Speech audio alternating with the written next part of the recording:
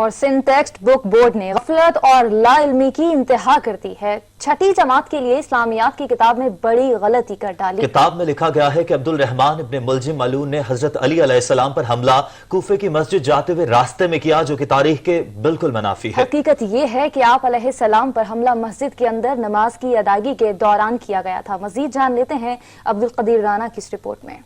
Sindh text book board کی سنگین غلطی سامنے آ گئی۔ چھٹی جماعت کے لیے اسلامیات کی کتاب کے صفحہ نمبر 108 پر چھٹی سطر میں ایک ناقص عبارت تحریر کی گئی ہے کہ عبد الرحمن ابن ملجم ملعون نے نماز فجر کے لیے مسجد کی طرف جاتے وقت راستے میں زہریلی تلوار سے آپ علیہ السلام پر وار کیا، جبکہ حقیقت یہ ہے کہ حضرت علی علیہ السلام پر ملعون نے حملہ کوفے کی مسجد میں نماز کے دوران کیا تھا۔ سندھ ٹیکسٹ بک بورڈ کی یہ غلطی طالب علموں کو گمراہ کرنے کے مترادف ہے۔ علماء کرام، والدین اور ماہر تعلیم نے مطالبہ کیا ہے کہ سندھ ٹیکسٹ بک بورڈ اپنی غلطی کو فوری طور پر درست کرے اور آئندہ ایسی لاپرواہی سے باز رہے۔ وزیر اعلیٰ سندھ اس کا نوٹس لیں اور اس تاریخی غلطی پر ذمہ داروں کے خلاف سخت ایکشن لیں۔